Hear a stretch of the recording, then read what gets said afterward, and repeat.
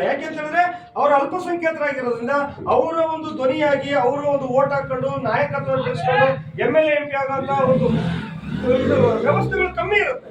ಜನಪ್ರತಿನಿಧಿಯಾಗಿ ಅಲ್ಲಿ ಟೇಬಲ್ ಕೂತಂತ ವ್ಯವಸ್ಥೆ ಕಮ್ಮಿ ಇರುತ್ತೆ.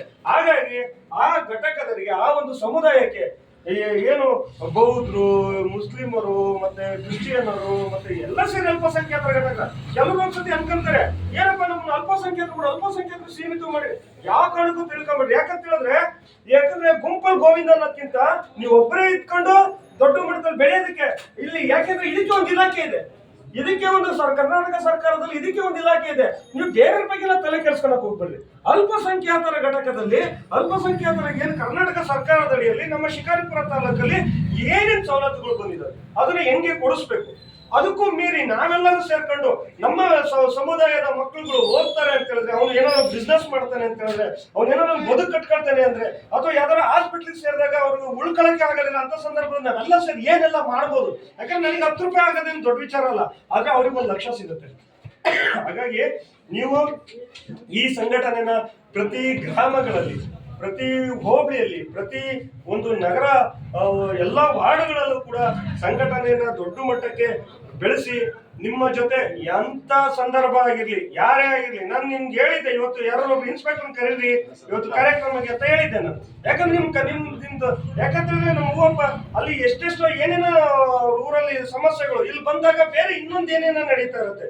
ಎಷ್ಟು ಸತಿ ಸಮಸ್ಯೆಗಳು ಅವ್ರಿಗೆ ಇಲ್ಲಿ ಕೂರ್ಸ್ಕೊಂಡು ಕೇಳಬೇಕು.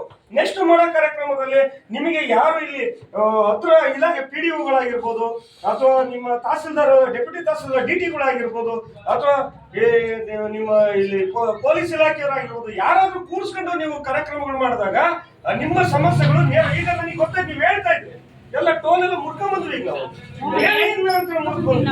ನೀವು ಹೇಳ್ತಾ ಇದ್ರಿ 35 ಕಿಲೋಮೀಟರ್ ಟೋಲ್ ಹಾಕಿದ,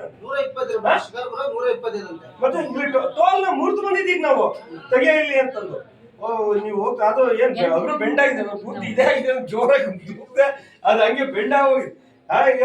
35 ಕಿಲೋಮೀಟರ್ಗೆ ಇದಾಗಿ ಏನೋ ಟೋಲ್ ಹಾಕಿದ್ದಾನೆ. ಈ ಸಮಸ್ಯೆಗಳನ್ನ ಹೇಳೋರು ಯಾರಿಗೆ ಕೇಳಿ ಟೋಲ್ ಹಾಕಿದ್ರು?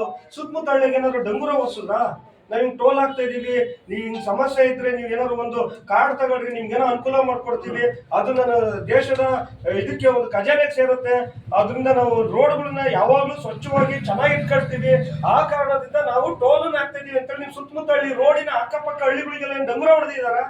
ಯಾರಪ್ಪಂದು ಅಂತೇಳಿ ಟೋಲ್ ಹಾಕಿದ್ರಲ್ಲಿ ಕೇಳೋರು ಯಾರು? ಆಯ್ತು, ಈಗ ನಾನು ಇವಾಗ ಬಂದಿದ್ದು ನನ್ನ ಕೆಲ್ಸಕ್ಕೆ ಬಂದಿಲ್ಲ ಅಲ್ಲ, ಸಮಾಜ ಸೇವೆ ಬಂದಿದ್ದು. ನಮ್ಮ ಸಂಘಟನೆಯಲ್ಲಿ ಇರ್ತಕ್ಕಂಥ ಕೆಲವರೆಲ್ಲ ಅಧ್ಯಕ್ಷರುಗಳು, ಪದಾಧಿಕಾರಿಗಳೆಲ್ಲ ಸಂಘಟನೆ ಕೆಲಸಕ್ಕೆ ಓಡಾಡ್ತಿರ್ತಾರೆ. ಪ್ರತಿ ಸತಿ ಟೋಲ್ ಕೊಟ್ಟು ಓಡಾಡಕ್ಕಾಗತ್ತಾ?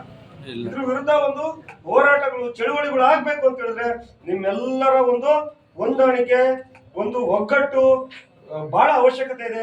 ನಾಳೆ ಇದೇ ಸಂಘಟನೆ ಒಳಗಡೆ ಅಬ್ದುಲ್ ಗಫಾರ್ ಅವರು ಹೇಳಿದ್ರು, ಸಾಕಷ್ಟು ಪಕ್ಷಗಳಲ್ಲಿ ನಾನು ಕೆಲಸ ಮಾಡೀನಿ 25 ವರ್ಷಗಟ್ಟಲೆ, ಯಾರೂ ಗುರುತಿಸ್ಲಿಲ್ಲ. ಇವತ್ತು ಗೆಳೆಯರ ಬಳಗದಲ್ಲಿ ಸೇರಿ ಅಧ್ಯಕ್ಷ ಆಗ್ತಿದ್ದಂಕಲ್ಲ ಇಡೀ ತಾಲೂಕಿನ ಜನ ಎಲ್ಲರೂ ಅಬ್ದುಲ್ ಗಫಾರ್ ಅವರು ಗೆಳೆಯರ ಬಳಗದ ಅಧ್ಯಕ್ಷ ಅಂತೇಳಿ ಎಲ್ಲ ಗುರುತಿಸ್ತಾ ಇದಾರೆ, ಮಾತಾಡ್ತಿದ್ದಾರೆ. ನನ್ನ ಕೆಲಸಗಳು ಹೇಳ್ತೇವೆ. ಇವತ್ತು ಇನ್ಸ್ಪೆಕ್ಟರ್ಗಳಾಗಿರ್ಬೋದು, ಯಾವುದೇ ಇಲಾಖೆಗಳು ಅಧಿಕಾರಿಗಳಾಗಿರ್ಬೋದು, ಅವ್ರಿಗೆ ಶಕ್ತಿ ನಿಂತಂಬುದು ನಿಮ್ದು ಯಾವುದೇ ಸಮಸ್ಯೆ ಬಂದು ಫೋನಲ್ಲಿ ಕೆಲಸ ಆಗುತ್ತಲ್ಲ, ಅವ್ರು ಬೆಳೆದಾಗ ಯಾರು ಅಸೂಯೆ ಪಡ